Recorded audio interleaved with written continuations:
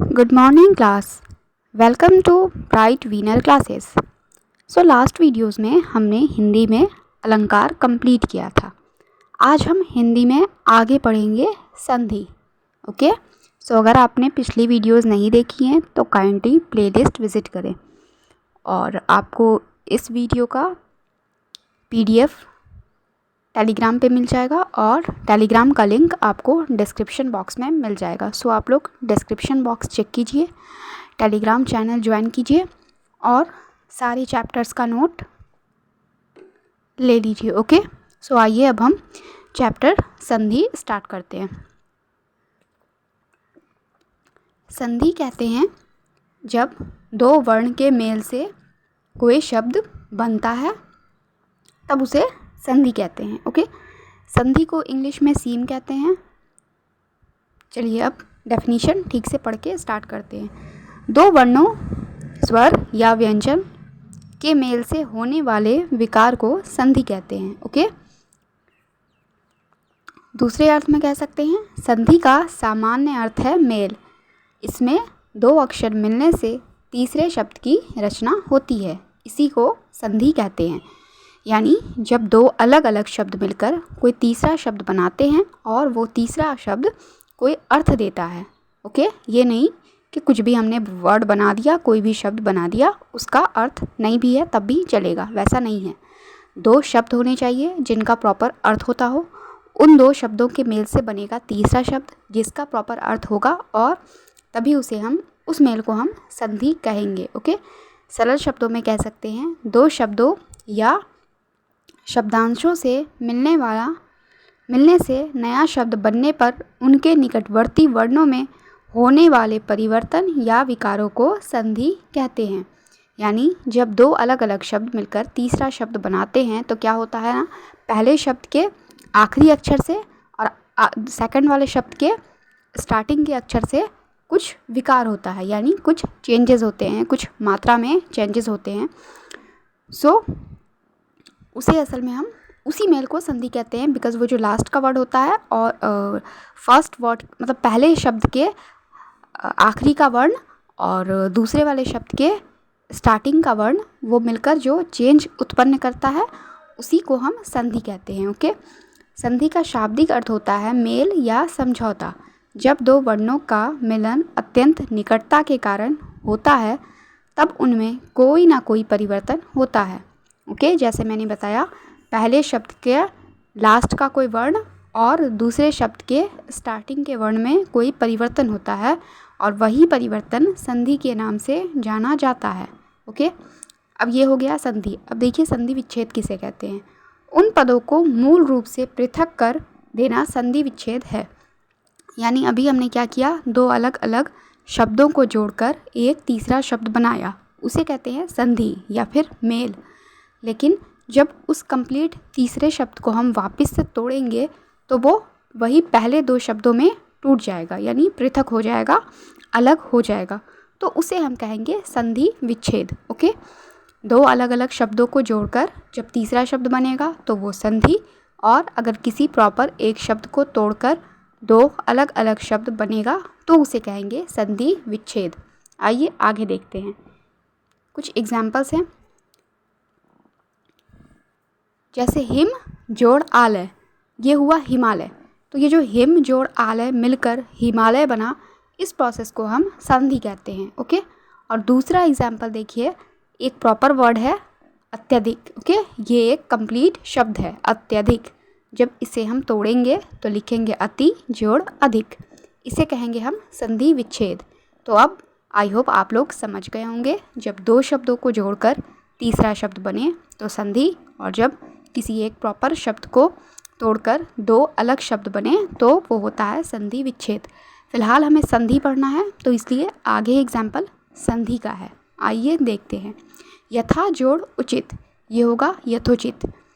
आप लोग देख रहे हैं यथा जोड़ उचित में क्या हुआ है, जब नया शब्द बना है तो यथा का आकार हट गया है और उचित का जो छोटी ऊ है उसकी वजह से ओकार की मात्रा आ गई है.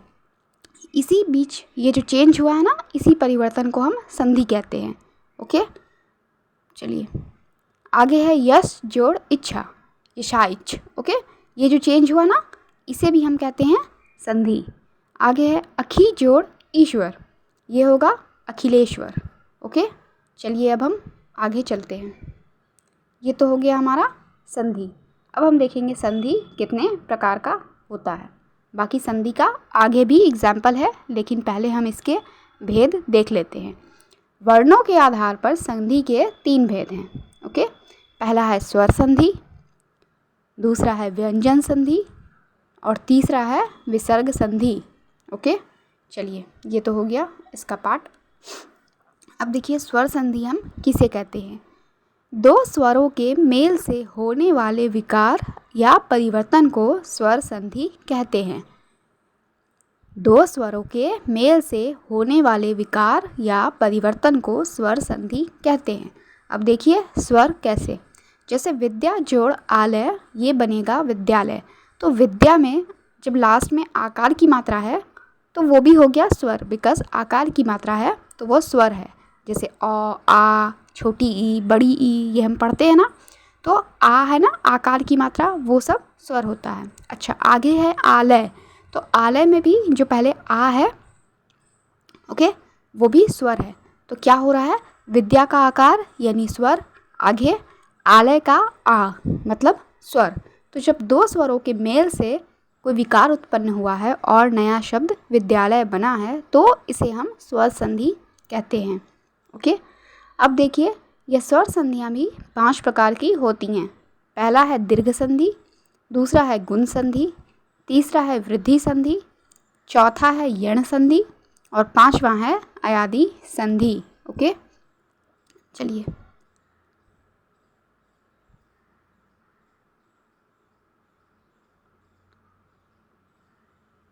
अच्छा, ये तो वही पिछला पेज का है। देखिए संधि की डेफिनेशन और आगे है हिम जोड़ आलय। ओके, यथा जोड़ उचित। आप देख लीजिए ये संधि का कुछ एग्जाम्पल है।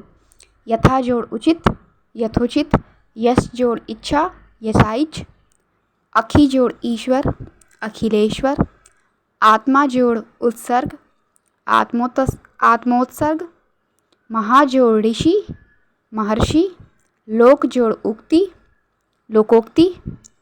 अब आगे क्या लिखा है देखिए, संधि निरर्थक अक्षरों से मिलकर सार्थक शब्द बनाती है। संधि में प्रायः शब्द का रूप छोटा हो जाता है। ओके, जैसे हमने महाजोड़ ऋषि कहा तो अब नया शब्द महर्षि बना, तो वर्ड थोड़ा सा छोटा हुआ। अगर सीधे सीधे महर्षि बोलते तो कितना बड़ा वर्ड हो जाता है ना। तो संधि की वजह से क्या हुआ, शब्द छोटा हो गया। संधि जो है मूलतः संस्कृत भाषा का शब्द है। अब चलिए आगे चलते हैं।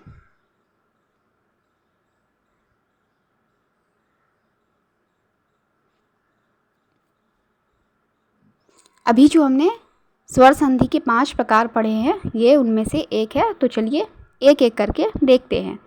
जब दो स्वर्ण ह्रस्व या दीर्घ स्वरों का मेल होता है तो वो दीर्घ स्वर्ण स्वर बन जाता है। इसे दीर्घ स्वर संधि कहते हैं। मतलब हमने पढ़ा है स्वर 2 प्रकार का होता है, एक ह्रस्व स्वर, एक दीर्घ स्वर। ह्रस्व स्वर वो होता है जिन स्वरों को बोलने में हमें कम समय लगता है, और दीर्घ स्वर हम उसे कहते हैं जिसे बोलने में हमें अधिक समय लगता है। ओके, तो ये क्या कह रहा है कि जब ह्रस्व या दीर्घ कोई भी स्वर का मेल होता है तो वो दीर्घ स्वर बन जाता है। ठीक है, उसे ही हम दीर्घ स्वर संधि कहते हैं। आई रिपीट अगेन, ह्रस्व स्वर प्लस दीर्घ स्वर मिलकर दीर्घ स्वर ही बनाता है। ओके, देखिए नियम कैसे है इसका। 2 स्वर्ण स्वर मिलकर दीर्घ स्वर हो जाते हैं, जैसे अ, आ, हर्षी, दीर्घी, हर्षु, दुर्गु और री के बाद वे ही ह्रस्व या दीर्घ स्वर आए तो दोनों मिलकर क्रमशः आ, दीर्घी, दुर्गु और री हो जाते हैं। यानी अगर अ जोड़ आ करें तब भी आ होगा, और आकार की मात्रा जोड़ आकार की मात्रा करेंगे तब भी आकार की मात्रा ही होगा। जैसे देखिए एग्जाम्पल है अ जोड़ अ, ये बना है आ। ओके, चलिए नेक्स्ट है कोण जोड़ अर्क। कोण जोड़ अर्क, ये बना है कोणार्क, क्योंकि कोण में लास्ट में क्या है ना, और जो है वो अंडरस्टूड रहता है, बिकॉज अगर और नहीं रहेगा तो आपको पता होगा हलंत की मात्रा आ जाती है। तो कोण के नौ में हलंत की मात्रा नहीं है, मतलब लास्ट में क्या है, छोटी अ है, और आगे क्या है, अर्क में आगे से फिर अ है। ओके, सो हमने पढ़ा अ जोड़ अ ये होता है आ, इस वजह से ये शब्द होगा कोणार्क। आगे है अ जोड़ आ, ये फिर से होगा आ, इस वजह से शिव जोड़ आलय मिलकर होगा शिवालय। ओके, क्योंकि शिव के व में अ है और आगे आलय में आकार है, सो डैट्स वाई ये फुल्ली आकार की मात्रा बन जाएगी, यानी शिवालय। आगे है भोजन जोड़ आलय, ये होता है भोजनालय। तो भोजन के नौ में और निहित है और आलय में तो आकार है, तो हमने क्या पढ़ा, अ जोड़ आ ये होगा आकार की मात्रा, तो ये हो जाएगा भोजनालय। आगे फिर है अगर पहले आकार की मात्रा हो और बाद में अ हो तब क्या होगा, देखिए आकार की मात्रा जोड़ अ, ये बनता है आकार की मात्रा। जैसे हमने कहा विद्या जोड़ अर्थी, तो विद्या में आकार की मात्रा है और अर्थी में सिर्फ अ है, तो विद्या जोड़ अर्थी मिलकर होगा विद्यार्थी, डैट मीन्स आकार की मात्रा। आगे है लज्जा जोड़ अभाव। ओके, लज्जा में है आकार की मात्रा और अभाव में है अ, तो ये हो जाएगा लज्जा भाव। ओके, अब देखते हैं अगर आकार की मात्रा और आकार की मात्रा को मिलाएं तो ये बनता है आकार की मात्रा। जैसे विद्या जोड़ आलय, तो विद्या में है आकार की मात्रा और आलय में भी है आकार की मात्रा, सो विद्या जोड़ आलय ये हो जाएगा विद्यालय। आगे है महा जोड़ आशय, सो महा में भी है आकार की मात्रा और आशय में भी है आकार की मात्रा, सो आकार की मात्रा और आकार की मात्रा जोड़कर बन जाएगा आकार की मात्रा, यानी महाशय। अब देखते हैं ई में क्या होता है, यह है हर्षी ई जोड़ हर्षी ई, ये मिलकर बनता है दीर्घी ई। ओके, हमने क्या पढ़ा, ह्रस्व स्वर जोड़ ह्रस्व स्वर भी दीर्घ स्वर होगा और ह्रस्व स्वर जोड़ दीर्घ स्वर भी दीर्घ स्वर होगा, सो हर्षी ई जोड़ हर्षी ई हो जाएगा दीर्घी ई। यानी गिरी जोड़ इंद्र अगर हम कहें तो गिरी में भी है हर्षी ई और इंद्र में भी हर्षी ई या फिर छोटी ई इसे हम कहते हैं, सो ये मिलकर बनेगा गिरीन्द्र। देखिए गिरीन्द्र के रॉ के साथ दीर्घी ई की मात्रा आई है, जबकि गिरी में पहले से छोटी ई की मात्रा यानी हर्षी ई की मात्रा थी।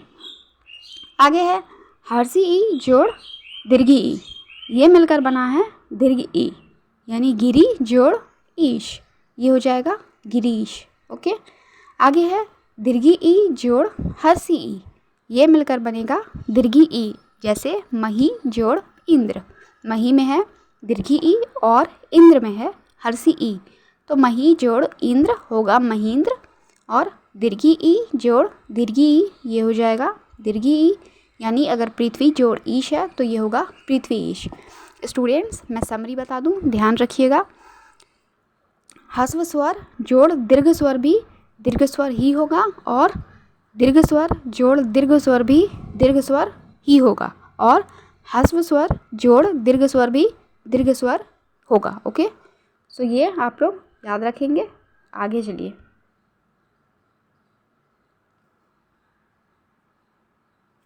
ये तो हो गया। अब आगे है गुण संधि।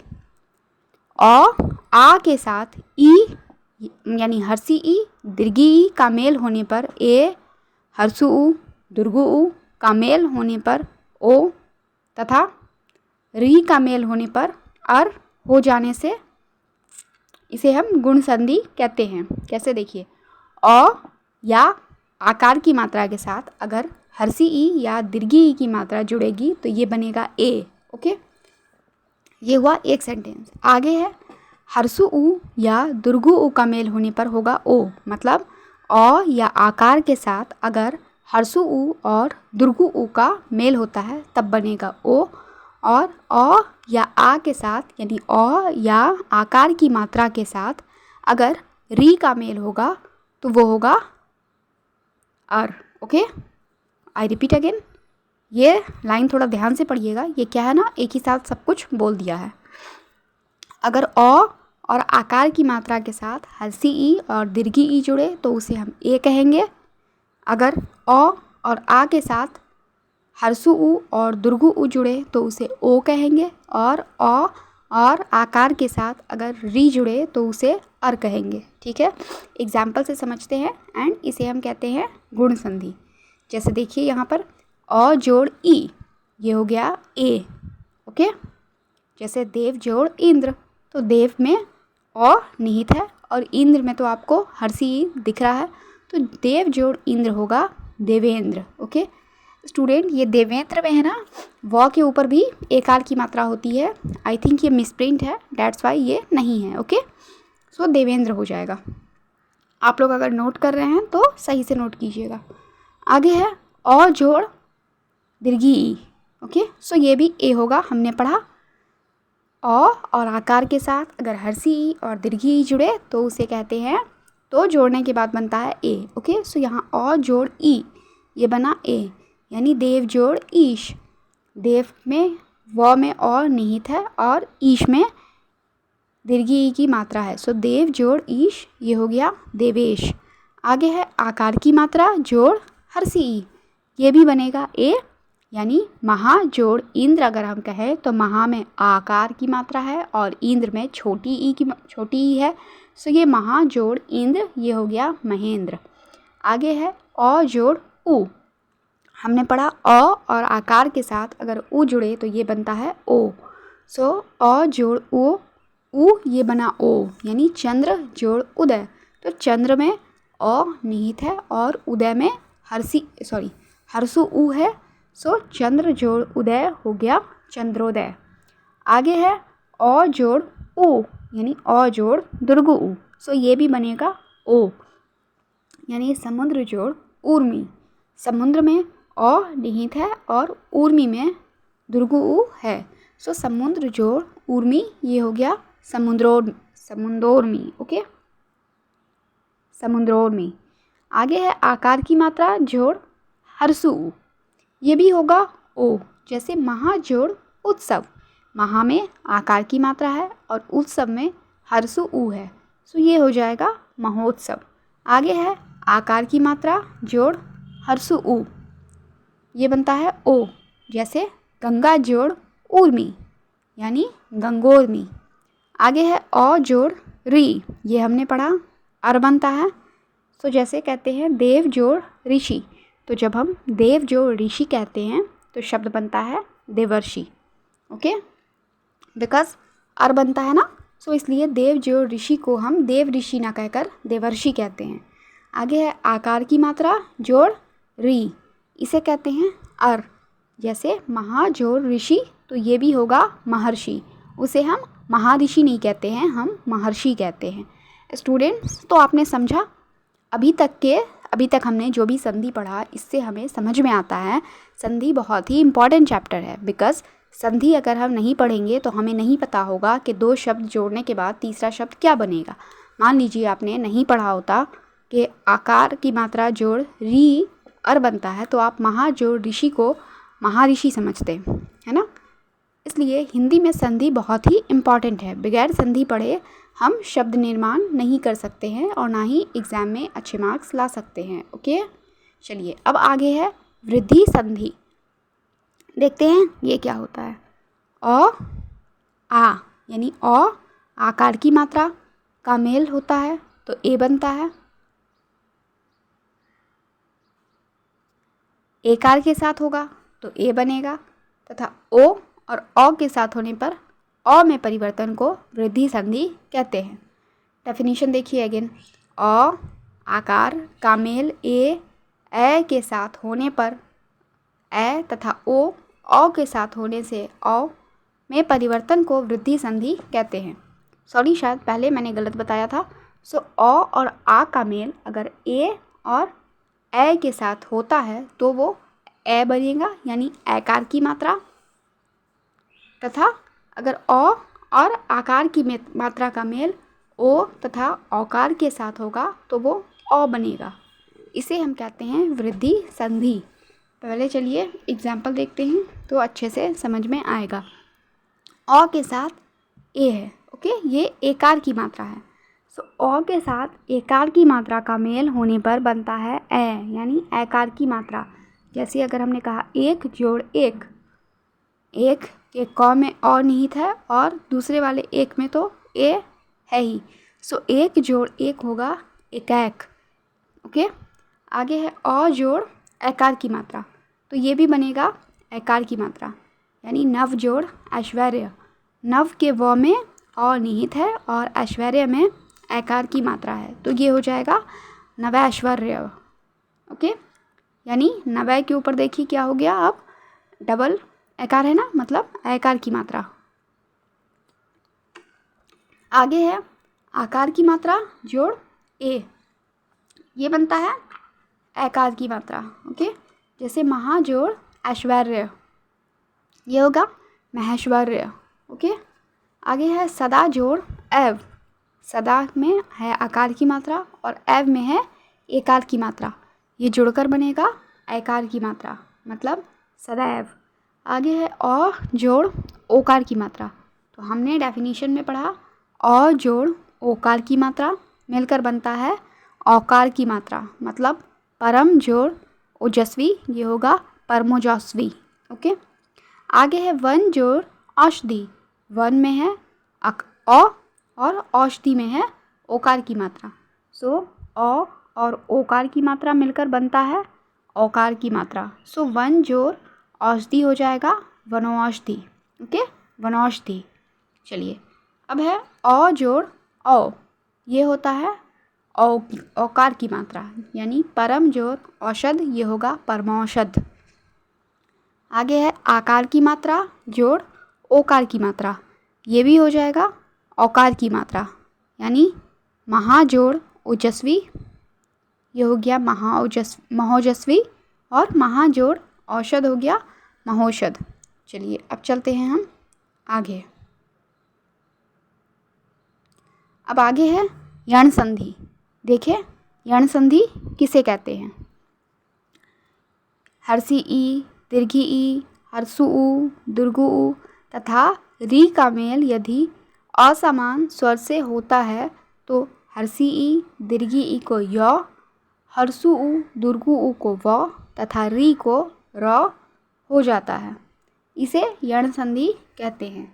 डेफिनेशन अगेन, हर्षी ई, दीर्घी ई, हर्षु ऊ, दुर्गु ऊ तथा री का मेल यदि असमान स्वर से होता है तो हर्षी ई, हर्षु ऊ ये य में चेंज हो जाता है, हर्षु ऊ, दुर्गु ऊ व में चेंज हो जाता है और री जो है वो र में चेंज हो जाता है, इसे कहते हैं यण संधि।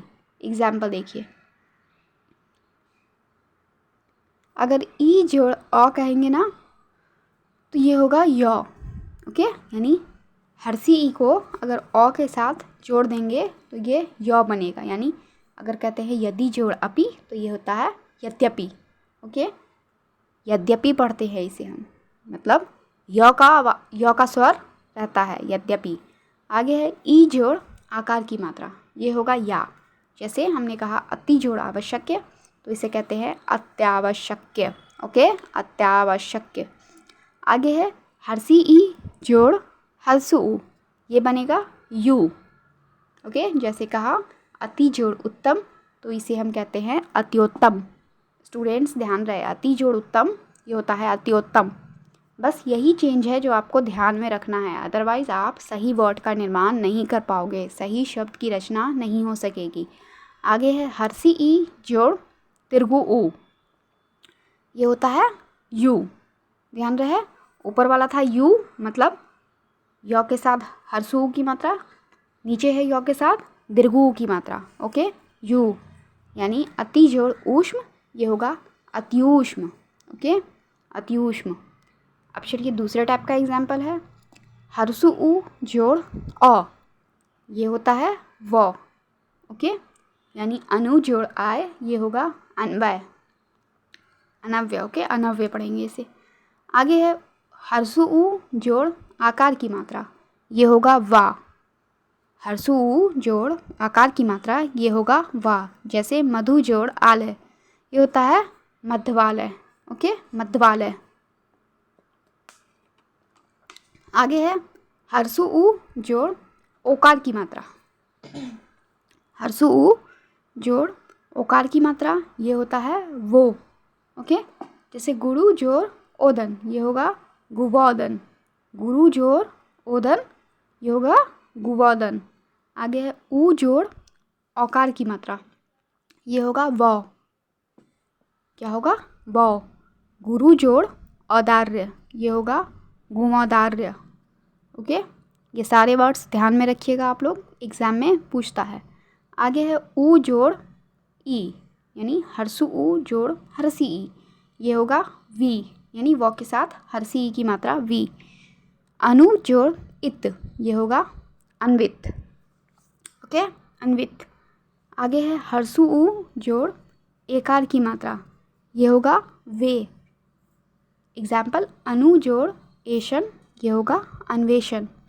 आगे है री जोड़ आ, ये तीसरे टाइप का एग्जाम्पल है। री जोड़ आ, ये होगा रा। जैसे पितृ जोड़ आदेश, पितृ में री आया है और आदेश में आकार की मात्रा, सो पितृ जोड़ आदेश, ये होगा पित्रोदेश। ओके, आगे चलते हैं। अब आगे है हमें यण संधि। सॉरी, यण संधि तो हमने पढ़ लिया। ये है अयादि स्वर संधि। ए, ऐ तथा ओकार, औकार का मेल किसी अन्य स्वर के साथ होने से क्रमशः ऐ हलंत के साथ, आय हलंत के साथ तथा अव अलहंत के साथ, आव हलंत के साथ, ये सब अगर होता है तो उसे हम अयादि संधि कहते हैं। दोबारा पढ़िए। ऐकार की मात्रा, ऐकार की मात्रा तथा ओकार की मात्रा, औकार की मात्रा का मेल अगर किसी अन्य स्वर के साथ होता है तो ऐ, आय, अव, आव, इस तरह का चेंज होता है। इसे ही हम अयादि संधि कहते हैं। जैसे एग्जाम्पल देखिए, ए जोड़ अ, ये होगा य। जैसे ने जोड़ अन, ये होगा नयन। ने में एकार की मात्रा है, अन में औ की मात्रा है, मतलब अ है, सो ने जोड़ अन, ये हो गया नयन, मतलब य बनता है। अब ऐकार की मात्रा जोड़ अ, ये भी बनेगा य, यानी गै जोड़ अक, ये हो जाएगा गायक। ओके, आगे है ओ जोड़ अ, ये बनता है व। जैसे भो जोड़ अन, ओके, ये हो गया भवन। अच्छा स्टूडेंट्स, जैसे हम लोग संधि पढ़ रहे हैं ना, सेम वैसे ही संधि विच्छेद होता है। अगर आपको भवन लिखा हुआ है तो आपको भो जोड़ अन में तोड़ना पड़ेगा। आपको याद होना चाहिए कि ये जो व है ना, ये कैसे बना है। अगर आपको पता होगा कि ओ जोड़ अ मिलकर व बनता है तो आप व को ओ जोड़ अ में तोड़ लोगे आराम से। चलिए आगे देखते हैं। आगे है ओ, आगे है अ जोड़ उ, ये होगा वो, यानी भ जोड़ उक अगर लिखा है तो वो हो जाएगा भावुक, क्योंकि भ में है औकार की मात्रा और उक में है हर्षु उ, तो वो हो जाएगा भावुक। अब चलते हैं हम व्यंजन संधि की तरफ, क्योंकि स्वर संधि का 5 प्रकार हमने पढ़ लिया। अब देखें व्यंजन संधि किसे कहते हैं। व्यंजन से स्वर अथवा व्यंजन के मेल से उत्पन्न विकार को व्यंजन संधि कहते हैं। मतलब एक व्यंजन के दूसरे व्यंजन या स्वर से मेल को व्यंजन संधि कहते हैं। मतलब समझिए, अगर कोई स्वर किसी व्यंजन से मिलता है तब भी व्यंजन संधि, और अगर कोई व्यंजन किसी दूसरे व्यंजन से मिलता है तब भी व्यंजन संधि कहेंगे। Okay, I hope definition clear है। आगे चलिए, क्योंकि व्यंजन संधि के बहुत सारे नियम हैं, 11 या 12 नियम हैं, तो हम उसे देखते हैं। हम देखते हैं व्यंजन संधि का नियम नंबर 1। यदि म के बाद कोई व्यंजन वर्ण आए तो म का अनुस्वार हो जाता है या वो बाद वाले वर्ग के पंचम वर्ण में भी बदल सकता है। दोबारा पढ़िए, यदि म के बाद कोई व्यंजन वर्ण आए। अच्छा, म भी कौन सा? म के साथ हलंत लगा हुआ है, यानी इस म में अ नहीं है। यदि म के बाद कोई व्यंजन वर्ण आए तो म का अनुस्वार हो जाता है या वो बाद वाले वर्ग के पंचम वर्ण में भी बदल सकता है। कैसे होता है देखिए, अगर अहम जोड़ कार है, रिपीट, अहम जोड़ कार और म में क्या है, हलंत लगा है, मतलब म में अ नहीं है, म में अ निहित नहीं है, अहम जोड़कार ये होगा अहंकार, मतलब अनुस्वार हो गया ना अहंकार। आगे है पम जोड़ चम, पम जोड़ चम में म के साथ हलंत है तो ये हो जाएगा अनुस्वार, बिकॉज क्या है ना, बाद में आपको व्यंजन आ रहा है, तो ये हो गया पंचम। अच्छा स्टूडेंट्स ध्यान देखिए, अहम जोड़ कार जो है ना, अहम में क्या है, ये हो गया स्वर। स्वर कैसे, क्योंकि म के नीचे हलंत लगा है। ओके, सो स्वर, और आगे है कार, मतलब आगे क्या हो रहा है, क है ना, तो क हमारा होता है व्यंजन, सो इसलिए यह व्यंजन संधि है। देखिए अहंकार पंचम। आगे देखिए सम जोड़ गम, ये हो गया संगम। ये हमारा पहला नियम था। पहला नियम क्या है, याद रखेंगे, अगर म के बाद कोई व्यंजन वर्ण आता है तो म का हो जाता है अनुस्वार। अब देखिए दूसरा नियम क्या है, दूसरा नियम है यदि त द के बाद ल रहे तो त और द ल में बदल जाता है, और अगर न के बाद ल रहे तो ल क्या होता है, वो न में न का अनुनासिक के बदले ल हो जाता है। दोबारा पढ़िए, बिकॉज ये सारे रूल एक दूसरे से ज़रा सा भिन्न हैं, तो आपको कन्फ्यूज़न हो सकता है। देखिए अगर त और द के बाद ल रहेगा तो त और द जो है वो ल में कन्वर्ट हो जाएगा, और अगर न के बाद ल रहेगा तो क्या होगा, अनुनासिक के बाद ल हो जाएगा। एग्जाम्पल से समझते हैं, जैसे उत जोड़ लास, उत में क्या है, त और ल है ना आगे, तो हमने क्या पढ़ा, ये ल बन जाएगा, तो ये होगा उल्लास, बिकॉज त का बना है ल और लास का तो ल पहले से है, डैट्स वाई यहाँ पर उल्लास में दो ल है। ओके, कैसे, क्योंकि त का भी ल बना है और लास का तो ल पहले से है, डैट्स वाई उल्लास में डबल ल है। ओके, उत जोड़ लास हो गया उल्लास। आगे है महान जोड़ लाभ, तो महान में न है, हमने क्या पढ़ा, अगर न के बाद ल रहे तो न का तो पहले अनुनासिक होता है यानी बिंदु, और आगे से फिर ल भी हो जाता है। तो महान जोड़ लाभ में पहले हुआ वर्ड क्या बना, महान लाभ यानी महालाभ। सो एक तो बना आपको बिंदु, ऊपर से आपको एक लॉ बन गया, और लाभ का अलग से लॉ पहले से है, डैट्स वाई महान लाभ। ओके, मतलब डबल लॉ आ गया। तो वो था व्यंजन संधि का दूसरा नियम। अब आइए देखते हैं व्यंजन संधि का नियम नंबर 3। ये क्या कहता है, किसी वर्ग के पहले वर्ण यानी क, च, ट, त, प, मतलब किसी भी वर्ग का ये पहला वर्ण है ना, जब हमने कहा क, ख, ग, घ तो पहले क आया, फिर च, छ, ज, झ तो पहले च आया, मतलब ये अपने अपने वर्ग का पहला वर्ण है। तो क्या है, किसी वर्ग के पहले वर्ण का मेल किसी स्वर या वर्ग के तीसरे चौथे वर्ण से, रिपीट अगेन, इसका मेल किसी स्वर से हो या तो वर्ग के तीसरे या चौथे वर्ण से, या र, ल, व में से किसी भी वर्ण से हो, तो वर्ण का पहला वर्ण स्वयं ही तीसरे वर्ण में परिवर्तित हो जाता है। ये बहुत कंफ्यूजिंग है। देखिए ये क, च, ट, त, प, इसका मेल अगर किसी स्वर से हो या किसी भी वर्ग के तीसरे या चौथे वर्ण से हो, या र, ल, व में से किसी भी वर्ण से हो, तो क्या होता है, वर्ण का पहला वर्ण जो है वो तीसरा वर्ण कन्वर्ट हो जाता है। आया समझ में? चलिए एग्जाम्पल से समझते हैं। अगर हमने कहा दिक जोड़ गज, तो दिक में क्या है, क आया है यानी पहला वर्ण, ग क्या है, ग है तीसरा वर्ण। जब हमने कहा क, ख, ग, तो इस वर्ग में ग जो है तीसरे स्थान पर आता है। तो हमने क्या देखा, ऐसा होने पे क्या होता है, ये जो पहला वर्ण यानी कि क है ना, ये स्वयं ही तीसरे वर्ण में परिवर्तित हो जाता है, यानी ये भी ग बन जाएगा, मतलब दिग्गज। एक ग तो गज का है और एक ग है क का चेंज हुआ हुआ। ओके, आई होप आपको समझ में आ रहा होगा। मैं अपनी तरफ से पूरा प्रयास कर रही हूँ, आप लोग भी थोड़ा ध्यान दीजिए, बिकॉज़ हिंदी किसी ने ठीक से पढ़ा नहीं होता है, सो डैट्स वाई थोड़ी प्रॉब्लम हो जाती है।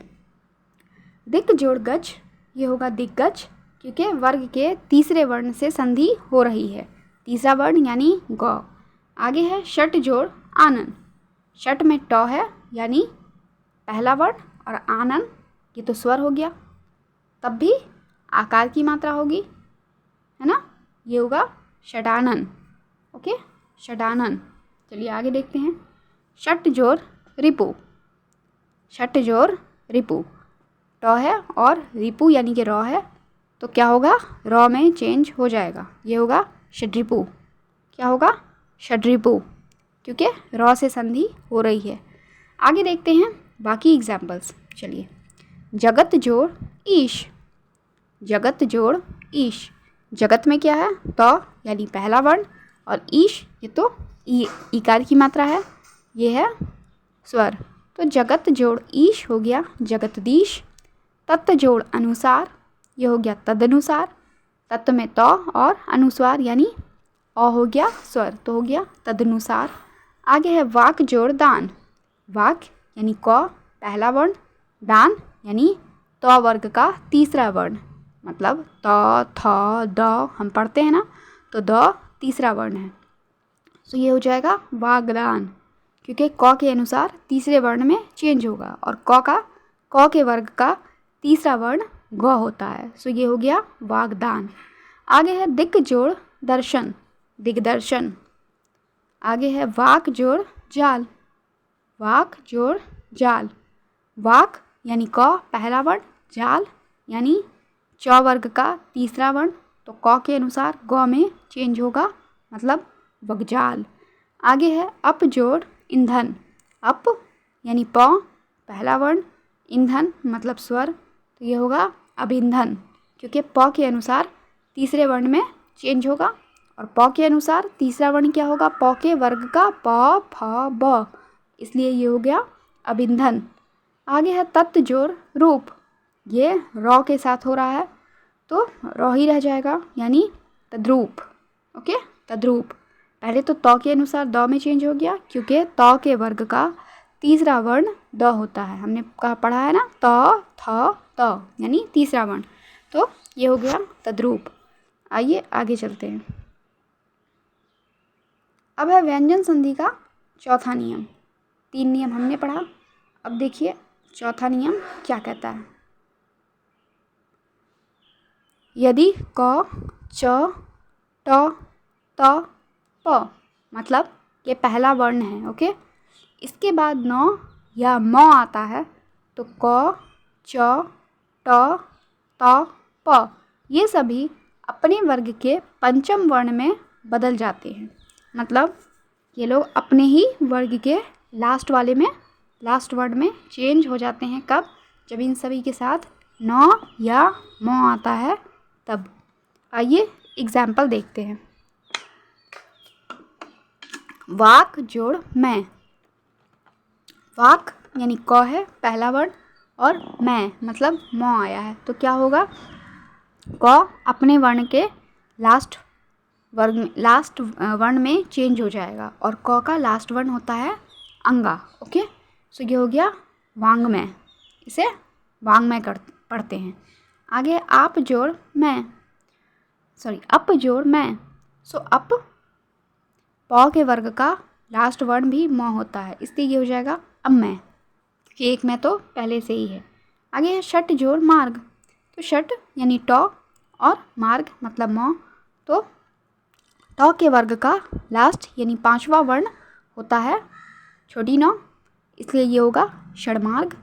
आगे है जगत जोड़ नाथ, जगत मतलब त और नाथ यानी कि ऊपर लिखा है ना न या म है, तो यहाँ पर नाथ में न आ रहा है, और तो क्या हो जाएगा, तो अपने वर्ग के लास्ट वर्ण में चेंज हो जाएगा, तो हो जाएगा जगन्नाथ, बिकॉज त के वर्ग का लास्ट वर्ण भी न होता है। हमने पढ़ा है त थ द ध और न, दैट्स वाई ये हो जाएगा जगन्नाथ। आगे है उत जोड़ नति, उत मतलब तौ और आगे है नति, तो उत तौ के वर्ग का लास्ट वर्ण होता है नौ, डैट्स वाई उत जोड़ नति उन्नति होगा। आगे है षट जोड़ मास, तो टॉ अपने वर्ग के लास्ट वर्ण में चेंज हो जाएगा, मतलब षण्मास। ओके, सो व्यंजन संधि का नियम 4 भी होता है कंप्लीट। अब हम पढ़ेंगे नियम नंबर 5। सकार और टॉ वर्ग का शकार और चौ वर्ग के योग में शकार और चौ वर्ग तथा शकार और टॉ वर्ग के योग में शकार और टॉ वर्ग हो जाता है। कुछ समझ में आया डेफिनेशन? दोबारा पढ़िए, सकार और टॉ वर्ग, ठीक है। मतलब अगर किसी शब्द के पहले सौ लिखा हुआ है, ये दंती सौ, और आगे टॉ वर्ग का कोई भी वर्ण है तो वो शकार यानी तालव्य श में कन्वर्ट हो जाएगा। आगे अगर चौ वर्ग का कोई भी वर्ण है और उसके साथ तालव्य श है तो चौ वर्ग जो है वो मूर्धन्य श में कन्वर्ट हो जाएगा। ओके, और अगर टॉ वर्ग का कोई भी वर्ण है और उसका योग मूर्धन्य श के साथ है तो वो क्या होगा, वो टॉ वर्ग में चेंज हो जाएगा। ये आप लोग थोड़ा अगर चाहें तो अलग अलग लाइन करके लिख लीजिएगा ताकि आपको समझ में आ जाए। मैं दोबारा बता दूं, अगर कहीं पर दंती सौ है और आगे टॉ वर्ग है तो क्या होगा, तालव्य श हो जाएगा। चौ वर्ग के साथ है तो मूर्धन्य श हो जाएगा, और अगर टॉ वर्ग के साथ मूर्धन्य श है तो टॉ वर्ग हो जाएगा। चलिए एग्जाम्पल से समझते हैं, तब अच्छे से क्लियर होगा। देखिए, सौ यानी तालव्य सौ जोड़ दंती सौ जोड़ तालव्य श दिया है ना, तो ये क्या होगा देखते हैं। देखिए, रामस जोड़ शेते, रामस में है दंती सौ और शेते में है तालव्य श, तो यहाँ पर दंती सौ जोड़ तालव्य श ये जोड़ करके बनता है तालव्य श, डैट्स वाई ये हो गया रामशेते, रामशेते। ओके, आगे है तौ जोड़ चौ, मतलब सत जोड़ चित्त, सत में है तौ और आगे है चित्त, तो हमने ऊपर क्या पढ़ा, अगर तौ वर्ग के साथ चौ वर्ग आ जाए तो ये हो जाता है चौ वर्ग, तो ये हो गया सच्चित्त। आगे है तौ जोड़ छौ, यानी तौ तो तौ वर्ग है और छौ भी चौ वर्ग में आता है ना, हमने पढ़ा है ना चौ छ ज झ, तो झ जो है वो चौ वर्ग में ही आता है, डैट्स वाई महत जोड़ छात्र ये हो जाएगा महच्छत्र। ओके, बहुत टफ है ये। आगे है तौ जोड़ नौ, तौ मतलब तौ वर्ग और नौ जो है वो आता है टॉ वर्ग में, सो महत जोड़ नकार ये होगा महनकार, बिकॉज तौ भी नौ में कन्वर्ट हो जाएगा। आगे है मूर्धन्य श जोड़ तौ, यानी दृश जोड़ ता, तो ये होगा दृष्टता, दृष्टता। आगे है तौ जोड़ टौ, यानी वृत्त जोड़ टिट्टिव, ये हो गया वृत्तिट्टिव, बृहत्टिट्टिव। ओके, चलिए अब चलते हैं आगे, ठीक है। अब है व्यंजन संधि का नियम नंबर 6। 5 नियम हमने पढ़ लिया, अब है व्यंजन संधि का 6ठा नियम। देखिए अब ये नियम क्या कहता है, यदि वर्गों के अंतिम वर्णों को छोड़ शेष वर्णों के बाद ह आए तो ह पूर्व वर्ण के वर्ग का चतुर्थ वर्ण हो जाता है और ह के पूर्व वाला वर्ण अपने वर्ग का तृतीय वर्ण। कुछ समझ में आया? यदि वर्गों के अंतिम वर्णों को छोड़कर शेष वर्णों के बाद ह आता है तो ह जो है ये पूर्ण वर्ण के वर्ग का चतुर्थ वर्ण बन जाता है और ह के पूर्व वाला वर्ण क्या होता है, अपने वर्ग का तृतीय वर्ण बन जाता है। चलिए एग्जाम्पल से समझते हैं। उत जोड़ हत, ये होगा उद्धत, क्यों? क्योंकि तृतीय वर्ण में चेंज हो रहा है, डैट्स वाई उद्धत। आगे है उत जोड़ हार, ये होगा उद्धार। वाक जोड़ हरी, ये होगा वाघहरी। ओके, अब चलते हैं हम 7वें नियम पर। चलिए, नियम नंबर 7 क्या कहता है? स्वर के साथ अगर छ का मेल हो, मतलब किसी भी स्वर के साथ अगर छ का मेल होता है तो छ के स्थान पर क्या हो जाता है? आधा च और छ। ठीक है, स्वर के साथ छ का मेल होगा तो छ के स्थान पर हो जाएगा आधा च के साथ पूरा छ, यानी परी जो छेद, परी में हर्षी की मात्रा है और छेद में छ है, सो परी जोड़ छेद हो जाएगा परिच्छेद। ठीक है, आगे है शीला जोड़ छादन। शीला मतलब आकार की मात्रा, जोड़ छादन मतलब छ, सो ये हो गया शालाच्छदान। ओके, शालाच्छादान। ओके, आगे है आ जोड़ छादन, ये हो गया आच्छादन। ठीक है, अब चलते हैं व्यंजन संधि के 8वें नियम पर। स्टूडेंट्स, ये नियम छोटा छोटा है बट बहुत ही इम्पॉर्टेंट है। आगे देखिए क्या है, 8वां नियम क्या कहता है? त या द का मेल होने से च या छ से होने पर, मतलब त या द का मेल च या छ से होता है तो त या द के स्थान पर क्या होता है? च हो जाता है। ठीक है, यानी त और द अगर च और छ से मिले तब भी त और द ही होगा। नहीं सॉरी, त और द के स्थान पे क्या हो जाएगा? च। ज या झ से अगर मेल होगा तो ज हो जाएगा, मतलब अगर त या द का मेल ज या झ से होगा तो त और द के स्थान पर ज हो जाएगा, और अगर त या द का मेल ट या ठ से होगा तो त और द के स्थान पर ट हो जाएगा, और अगर त या द का मेल ड या ढ से होगा तो त और द के स्थान पर ड हो जाएगा। ठीक है, और अगर त या द का मेल ल से होगा तो त और द के स्थान पर ल हो जाएगा। ओके, आई होप डेफिनेशन आपको ठीक से समझ में आ गई होगी। स्टूडेंट्स, अगर आपको वीडियो में कहीं पर भी कोई चीज़ समझ में नहीं आए तो वीडियो का वो पार्ट आप दोबारा देख सकते हैं। ओके, चलिए उदाहरण देखिए। जगत जोड़ छाया, यानी जगत यानी त और जोड़ छाया, तो हमने क्या पढ़ा? त और छ अगर मिल रहा हो तो ये भी च बन जाता है। ठीक है, त का च बन जाएगा, बाकी आगे छाया है तो वो रहेगा, इसलिए ये हो जाएगा जगत छाया। क्या हो जाएगा? जगत छाया। आगे उत जोड़ चारण, सो मतलब त और च का मेल है तो त का हो जाएगा च, इसलिए ये हो गया उच्चारण। क्योंकि एक च पहले से है, डैट्स वाई यहाँ पर 2 च के वजह से उच्चारण। आगे है सत्य जोड़ जन, यानी त और ज का मेल होने पर क्या होता है? ज हो जाता है, सो ये हो गया सज्जन। आगे है तत्व जोड़ लीन, सो त के साथ अगर ल का मेल है तो त भी ल में कन्वर्ट हो जाएगा, तो ये हो गया तल्लीन। चलिए चलते हैं आगे। अब है व्यंजन संधि का 9वां नियम। त का मेल किसी स्वर या ग, घ, त, ध, ब, भ, र से होने पर त के स्थान पर द हो जाता है। मतलब त का मेल अगर किसी स्वर से हो तब भी त के जगह पर द हो जाएगा।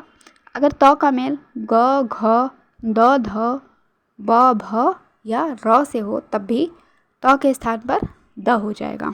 कैसे? देखते हैं। सत जोड़ इच्छा, यानी सत में त आया है और इच्छा में हर्षी मतलब वो स्वर है, सो सत्य जोड़ इच्छा, ये हो गया सदिच्छा, बिकॉज क्या होगा? त के जगह पर द आ जाएगा, तो ये हो गया सदिच्छा। आगे है जगत जोड़ ईश, मतलब जगत में है त और ईश में है दीर्घी की मात्रा, तो ये हो गया जगदीश। आगे है तत्व जोड़ रूप, तत्व यानी कि त और रूप पे है र, तो क्या होगा? त का द हो जाएगा, यानी तद्रूप। आगे है भगवत जोड़ भक्ति, भगवत में है त और आगे है भक्ति में भ, तो ये द में चेंज होगा, ये होगा भगवत भक्ति। ओके, भगवत भक्ति।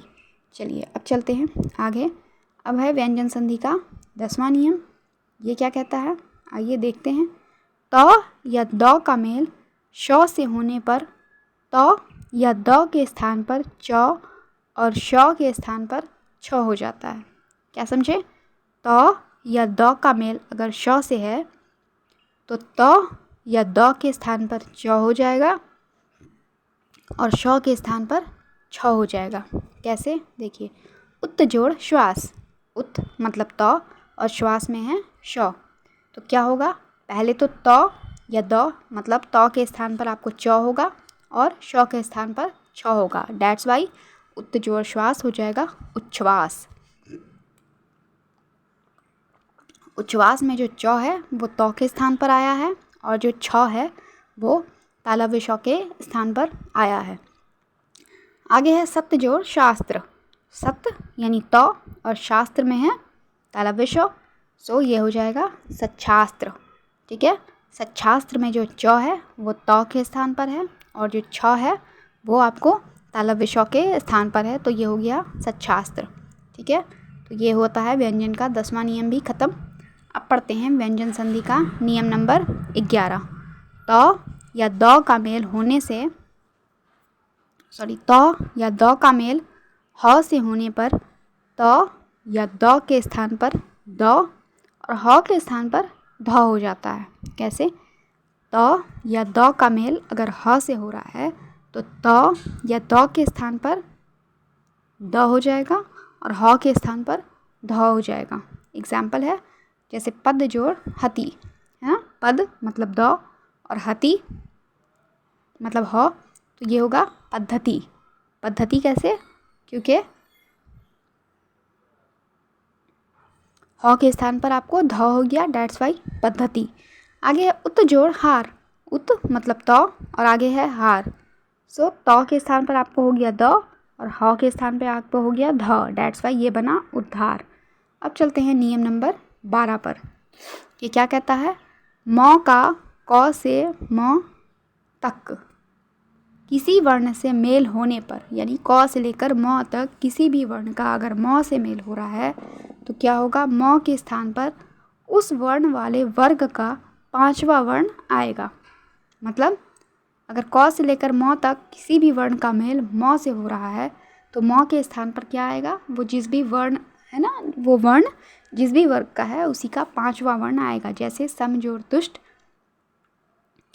सम जोड़ तुष्ट, सम में है म और तुष्ट यानी क से म के बीच है संतुष्ट, तो क्या हो जाएगा? त है ना तुष्ट, त वर्ण का 5वां वर्ण आएगा मतलब संतुष्ट। त वर्ग का 5वां वर्ण न होता है। हम क्या पढ़ते हैं? त, थ, द, ध और न, मतलब न आता है 5वां वर्ण, इसलिए सम जोड़ तुष्ट होगा संतुष्ट। आगे है सम जोड़ योग। सो सम जोड़ योग भी हो जाएगा संयोग, बिकॉज म है आगे य है, सो म का 5वां वर्ण न होता है, डैट्स वाई संयोग। सो इस तरह से व्यंजन संधि होता है कंप्लीट। हमने स्वर्ण संधि पढ़ ली, स्वर्ग संधि पढ़, स्वर संधि पढ़ा, व्यंजन संधि पढ़ा, अब हम पढ़ेंगे विसर्ग संधि। चलिए, विसर्ग संधि क्या होता है? विसर्ग के साथ स्वर या व्यंजन मेल से जो विकार होता है उसे व्यंजन संधि कहते हैं। दोबारा देखिए, विसर्ग के साथ स्वर या व्यंजन के मेल से जो विकार होता है उसे विसर्ग संधि कहते हैं। जैसे स्वर और व्यंजन के मेल से विसर्ग में जो विसर्ग होता है उसे विसर्ग संधि कहते हैं। इसका डेफिनेशन हम ऐसे भी कह सकते हैं, विसर्ग यानी कि ये जो दो होता है ना, इसे कॉलन कहते हैं या सेमी कॉलन। सो विसर्ग के साथ जब किसी स्वर अथवा व्यंजन का मेल होता है तो उसे विसर्ग संधि कहते हैं। समझ में आया? विसर्ग यानी ये जो आपको सिंबल दिया है ना ब्रैकेट में, इसके साथ अगर किसी भी स्वर या व्यंजन का मेल होता है ना, तब उस मेल को हम विसर्ग संधि कहते हैं। देखिए, विसर्ग संधि आगे भी है। विसर्ग संधि का नियम देखते हैं। तो विसर्ग संधि का पहला नियम है, यदि विसर्ग के पहले अ आए। स्टूडेंट, वीडियो जो है ना काफ़ी लंबी हो गई है, तो हम क्या करेंगे, इस वीडियो को यहीं पर स्टॉप करते हैं और विसर्ग संधि हम नेक्स्ट वीडियो से स्टार्ट करेंगे। सो इस वीडियो में आपको स्वर संधि पूरा है और व्यंजन संधि पूरा है। बाकी विसर्ग संधि हम नेक्स्ट वीडियो में पढ़ेंगे। ओके, सो आप लोग चैनल के साथ बने रहें। वीडियो अगर अच्छा लगा है तो लाइक करें। अगर वीडियो में कुछ प्रॉब्लम है तो कमेंट में मुझे बता दीजिए, मैं नेक्स्ट वीडियो में अच्छा करने की ट्राई करूँगी। और आप लोग टेलीग्राम चैनल ज्वाइन कीजिए, वहाँ पर आपको इसका पूरा PDF मिल जाएगा और आपको टेलीग्राम चैनल पर PDF मिल जाएगा। ठीक है, टेलीग्राम का लिंक क्या है ना, आपको डिस्क्रिप्शन बॉक्स पे मिल जाएगा। ओके, सो वीडियो को लाइक कीजिए, शेयर कीजिए और चैनल को सब्सक्राइब कर दीजिए। Thank you.